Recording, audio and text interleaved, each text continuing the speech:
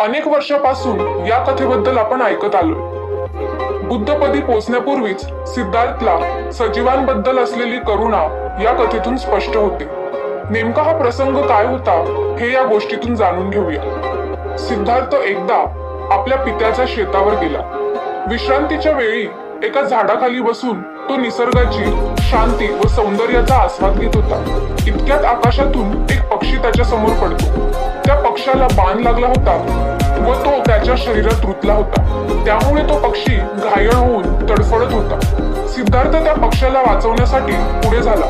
त्याने त्याच्या अंगातील बाण उपटून काढला, त्याच्या जखमेवर पट्टी बांधली व त्याला पिण्यासाठी पाणी दिले. त्याने त्या पक्षाला उचलले व ज्या जागी तो अगोदर बसला होता त्या जागी आला. त्याने त्या पक्षाला आपल्या उत्तरीय वस्त्रात गुंडाळले आणि ऊब देण्यासाठी त्याला आपल्या हृदयाशी धरले. सिद्धार्थला आश्चर्य वाटले की या निष्पाप पक्षाला कुणी मारले असावे. थोड्याच वेळात त्याचा चुलत भाऊ देवदत्त शिकारीच्या सर्व आयुधानिशी तिथे आला. त्याने सिद्धार्थाला सांगितले की आकाशात उडत असलेल्या एका पक्षाला आपण बाण मारला आहे. तो पक्षी जखमी झाला असून काही अंतरावर उडून गेल्यावर तो इथेच कुठेतरी पडला असावा.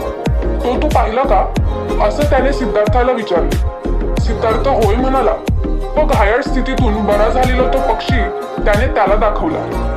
देवदत्ताने मागणी केली की माझा पक्षी तू माझ्या स्वाधीन कर, पण त्याने ते नाकारले.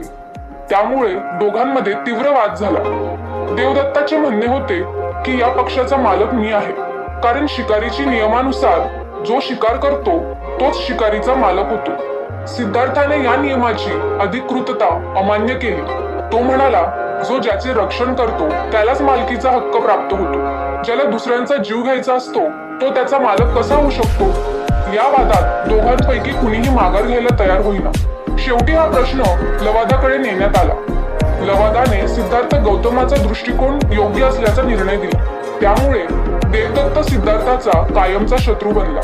परंतु सिद्धार्थाची करुणावृत्ती इतकी उत्कट होती की आपल्या चुलत भावाची मर्जी राखण्यापेक्षा एका निष्पाप पक्षाचा जीव वाचवणे त्याने अधिक पसंत केले. सिद्धार्थाने देवदत्ताला दाखवून दिले की मारणाऱ्यापेक्षा तारणारा सर्वात श्रेष्ठ असतो.